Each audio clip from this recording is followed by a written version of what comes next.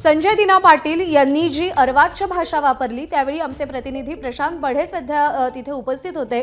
प्रशांत बढे आपल्यासोबत आहेत। प्रशांत, नेमकं काय घडलं? संजय दिना पाटलांचं संतुलन एवढं का बिघडलं? ते एवढे आक्रमक का झाले? पातळी का सोडली त्यांनी? प्रज्ञा, जर आपण बघितलं तर सकाळी संजय राऊतांनी एक पत्र ट्विट केलेलं होतं, ज्यामध्ये संजय दिना पाटील यांनी जी वक्तव्य त्यांच्या प्रवेशाच्या दरम्यान केलेली होती, ज्यामध्ये 5 जणांची हत्या करून हत्या केलेली संदर्भातला त्यांचं वक्तव्य होतं, किंवा त्याचबरोबर जे येतील त्यांना मारलं जाईल अशा प्रकारची वक्तव्य होती। या संदर्भात मुंबई पोलीस कमिशनरांनी या सगळ्याचा तपास करावा, बॉम्ब टाकला जाईल असा शब्द त्यांनी वापरला होता। त्यामुळे या सगळ्याचा तपास जो आहे तो मुंबई पोलिसांनी करावा असं पत्र दिलेलं होतं। आणि या संदर्भात संजय राऊतांच्या पत्रावर आणि त्यांनी दिलेल्या त्यांच्या बाईटच्या बद्दलचा संजय दिना पाटील यांना ज्यावेळेस आम्ही सगळ्या चॅनलचे प्रतिनिधी त्या ठिकाणी त्यांची प्रतिक्रिया घेण्यास गेलो असता त्यांना हे प्रश्न विचारले। सुरुवातीला त्यांनी या प्रश्नांची उत्तरं दिली, मात्र ज्यावेळेस त्यांना रजोल पाटील यांच्या संदर्भातला प्रश्न विचारण्यात आला की रजोल पाटील आता दुसऱ्या पक्षात आहेत आणि त्या संदर्भातची जी वक्तव्य येत आहेत त्या संदर्भात ज्यावेळेस त्यांना विचारण्यात आलं त्यावेळेस ते प्रचंड संतप्त झाले आणि त्यांनी थेट पत्रकारांना शिवीगाळ सुरू केली, त्यांना धमकावणं सुरू केलं की या ठिकाणी तुम्ही जर परत आलात तर तुम्हाला या ठिकाणी मारण्यात येईल, त्याचबरोबर तुम्हाला जे काय करायचं ते ऑन रेकॉर्डवर करा, जाऊन कमिशनराकडे तक्रार करा, मी धमकी दिली आहे, पोलिसांच्या समोर तुम्हाला धमकी देतोय, अशा प्रकारची वक्तव्य त्यांनी केलेली आहेत। एकूणच गेल्या काही दिवसांमध्ये जर आपण बघितलं तर संजय दिना पाटील यांनी ज्यावेळेस पक्षप्रवेशाच्या चर्चा चालू होत्या त्यावेळेस देखील त्यांना पत्रकारांनी ज्यावेळेस फोन केलेले त्यावेळेस देखील प्रत्येक वृत्तवाहिनीच्या प्रतिनिधींना त्यांनी अतिशय अर्वाच्य भाषेमध्ये प्रत्युत्तर दिलेलं होतं। आणि अशात आता ज्यावेळेस त्यांचा पक्षप्रवेश झालेला आहे, एकीकडे आज सकाळीच एकनाथ शिंदे यांनी त्यांना समज दिल्याचं जे आहे ते कळत होतं। या संदर्भात देखील त्यांनी एकनाथ शिंदे यांनी आम्हाला समज दिलेले नाही तर आम्हाला शाबासकी दिलेली अशी प्रतिक्रिया दिलेली आहे।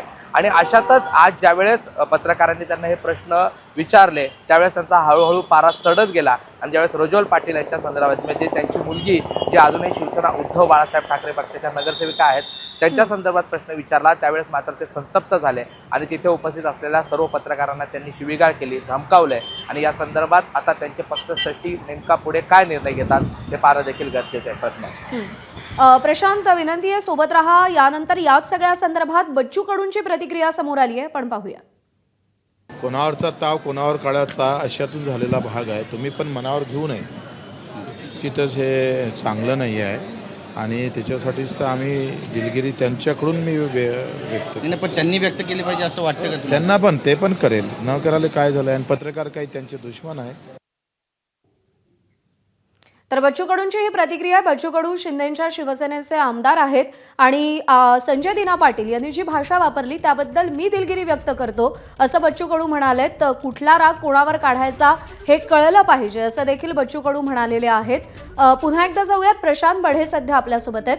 प्रशांत, संजय दिना पाटलांनी जी भाषा वापरली आहे ती भाषा ऐकताना प्रश्न हाच पडतो की त्यांना कसलाच धाक नाहीये का, ना कायद्याचा, ना पोलिसांचा, ना पक्षश्रेष्ठींचा, का ना कारवाईचा, कसलाच धाक त्यांना नाहीये। ही कसली गुर्मी आहे?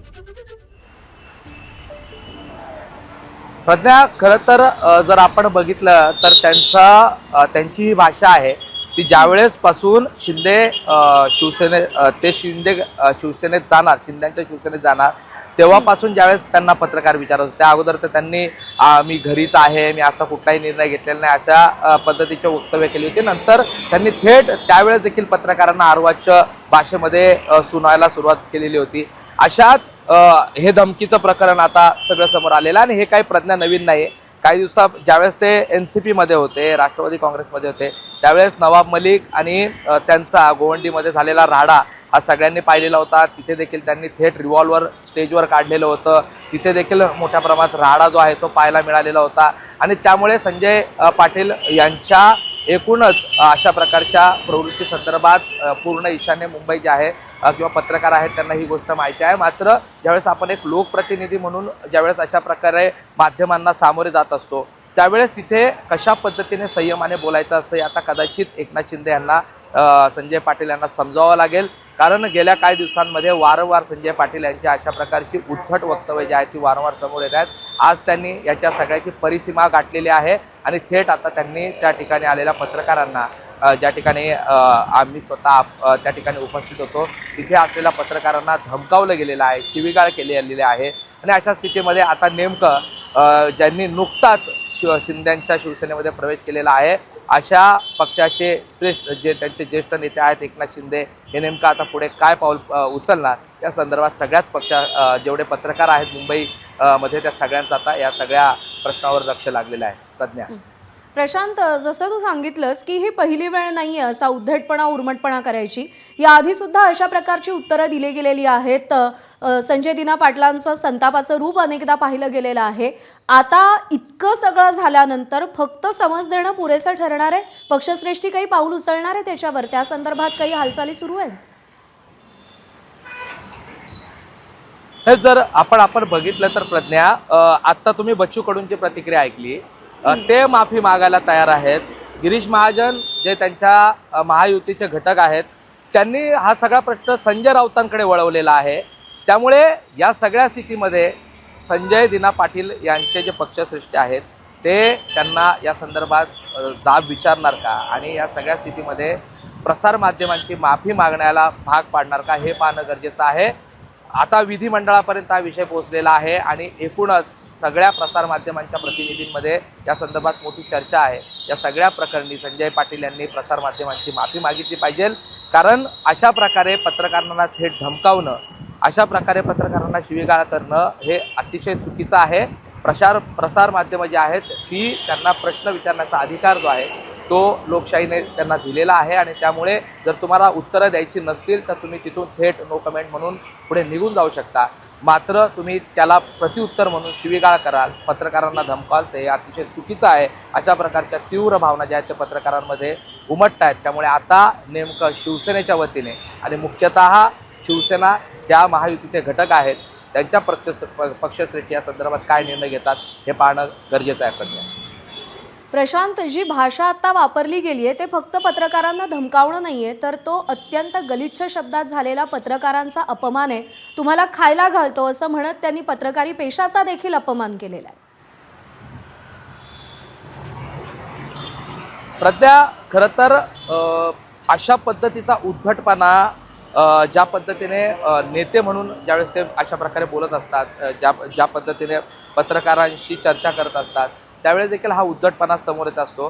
पण मुळात शिवसेना शिंदेच्या पक्षात आता त्यांनी प्रवेश केलेला आहे आणि या अगोदर देखील काही पक्षातील नेत्यांशी चर्चा केली असता संजय दिना पाटील यांना या सगळ्या स्थितीमध्ये त्यांच्या स्वतःच्या जे काही ते वक्तव्य करतात त्यावर कंट्रोल ठेवला पाहिजे अशा चर्चा ज्या आहेत त्या पत्रकारांबरोबर झालेल्या होत्या.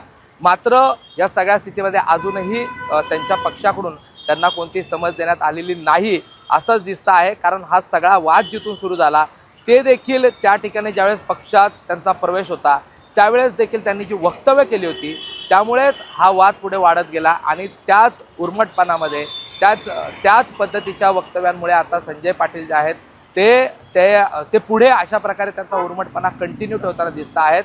पहिलं त्यांचं फ्रस्ट्रेशन हे शिवसेना उद्धव बाळासाहेब ठाकरे पक्षाच्या नेत्यांवर होतं, त्यांच्या काही लोकांवर होतं. मात्र आता ते प्रसारमाध्यमांवर देखील उमटू लागलेलं आहे. त्यामुळे हा एक खरं तर त्यांच्या पक्षासाठी चिंतेचा विषय आहे. याला खूप कांगोऱ्या आहेत त्यांच्या या सगळ्या गोष्टींमध्ये, खूप साऱ्या गोष्टी आहेत त्यांच्या संतापाच्या. कदाचित त्यांनी ज्या मागण्या तिथे ठेवलेल्या होत्या त्या पूर्ण झालेल्या नसाव्यात अशा देखील चर्चा आहेत. त्यामुळे हा संताप त्यांच्यामध्ये आलेला दिसून येतो आहे. मात्र आता या सगळ्याचा परिपाक म्हणून त्यांचं हे फ्रस्ट्रेशन जे आहे ते प्रसारमाध्यमांवर त्या ठिकाणी उमटताना दिसतं आहे.